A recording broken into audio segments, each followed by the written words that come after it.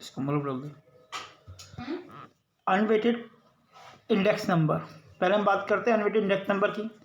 अब इसमें देखो लिखा है an index unweighted index number each item suppose to be have the weighted as well as weight is express assignment of any item. इसको दो part में डिवाइड किया। थ्योरी इसकी नहीं आती तो दो है सिंपल एग्रीगेटिव मेथड और simple average of price relative method. ये दो मेथड इसके अंदर आते हैं अनवेटेड इंडेक्स नंबर के अंदर।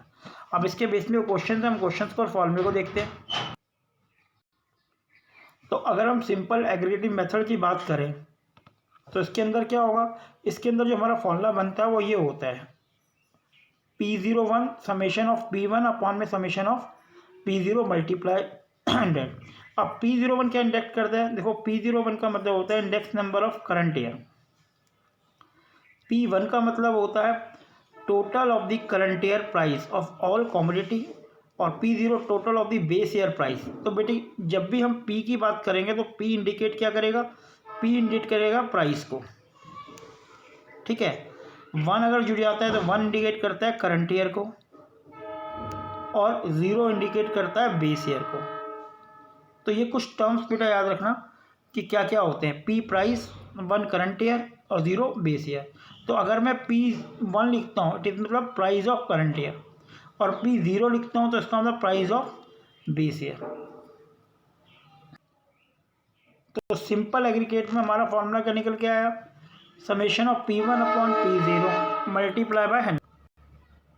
अब देखो उसमें लिखा है construct the index number of 2016-17 taking 2011-12। तो 11-12 जो है वो बेस ईयर हो गया। 11-12 का मतलब 1 अप्रैल 2011 से 31 मार्च 2012 और ये आपका करंट ईयर हो गया 1 अप्रैल 2016 से 31 मार्च 2016 as the base year from the following simple aggregative method. तो बेटा सिंपल एग्रीगेटिव मेथड लिखा हुआ है।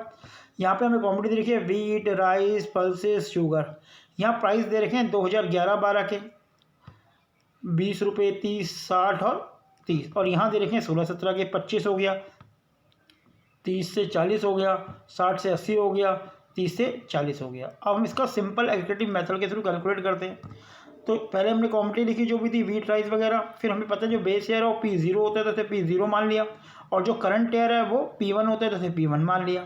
अब इन सबको जोड़ा 20, 30, 60, 40 तो समेशन ऑफ P0 आ गया 140 और इसको जोड़ा 25, 40 तो समेशन ऑफ P1 आ गया 185। तो बेटा हमें पता है simple aggregative price index number जो हमें निकालना है P01 summation of P1 upon में समेशन ऑफ P0 मल्टीप्लाई 100। तो P1 है आपका 185, P0 है 140 मल्टीप्लाई 100 कैलकुलेट किया तो 132.14 आ गया।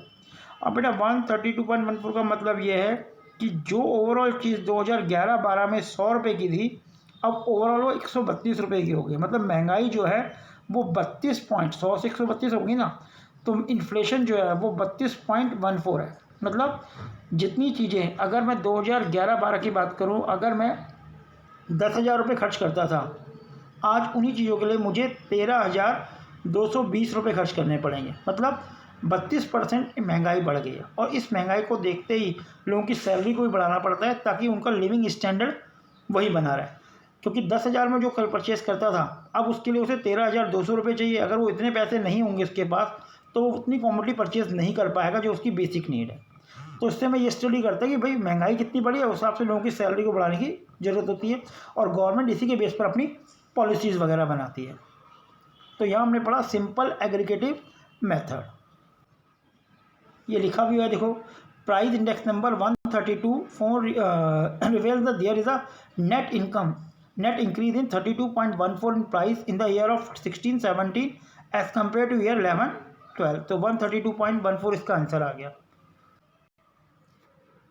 अब अनवेटेड में दूसरे की बात करें तो उसे कहते हैं simple average of price relative method. इसमें प्राइस रिलेटिव मेथड है। इसका फॉर्मूला क्या बनता है, इसमें हम P1 अपॉन P0 मल्टीप्लाई 100 निकालते हैं स्टेप में, फिर उसका जोड़ करते हैं, सबको जोड़ते हैं और फिर अपॉन में n, ये पूरे के अपॉन में n नंबर ऑफ क्वांटिटी जो हमने लिया उससे डिवाइड कर देते हैं। तो P01। अब देखो इस फॉर्मूले को अप्लाई करते हैं क्वेश्चन के अंदर कि भाई क्वेश्चन में इसको किस तरह सॉल्व किया जाता है वो देखते हैं। जैसे ये आपका क्वेश्चन है, इस क्वेश्चन में अगर हम देखें तो यहाँ क्या दे रखा है, calculate the index of 16-17 when 11-12 is base of the simple aggregative price relative method. तो यहाँ पे प्राइस 11-12 का दे रखा है और 16-17 का दे रखा है। तो 11-12 का प्राइस लिख दिया 10, 20, 30, 40 और 16 17 का लिख दिया 13 17 60 और 70। अब देखो क्या निकाला है, P1 अपॉन P0 मल्टीप्लाई 100, मतलब P1 13 अपॉन में 10, 13 अपॉन में 10 मल्टीप्लाई 100, 130 आ गया। ऐसी 17 अपॉन 20 का मतलब क्या हुआ, 17 current year, 20 base year multiply 100, ये 85 आ गया। ऐसी 60 अपॉन 30 मल्टीप्लाई 100, ये निकाला हुआ वो 50 है, 200 आ गया। और 70 डिवाइड बाय 40 मल्टीप्लाई 100, 175 आ गया। इन वैल्यूज़ को हमने जोड़ा, 130, 85, 200 और ये आ गया 590। और n कितना है 4। तो इसका अगर हम फॉर्मूला अप्लाई करें, जैसे कि अभी हमने पीछे उसमें वीडियो में देखा था, क्या फॉर्मूला था, P01 equal to summation of P1 upon P0 multiply by 100 और अपॉन में n। तो इसका समेशन हमारे पास कितना आया, समेशन ये आ गया बेटा 590, ये 590 अपॉन में n कितना है 4 है। चार चीज़ दे रखी है ना आपको, देखो A B C और D, चार चीज़ हमें क्वेश्चन में गिवन है, तो हम लोग उसे डिवाइड करके उसे कैलकुलेट कर लिया 590 अपॉन में 4। तो 590 अपॉन में 4 अगर जब निकाला तो P01 price index from the price relative, जो हमारा आंसर निकल के आया वो आ गया 147.50।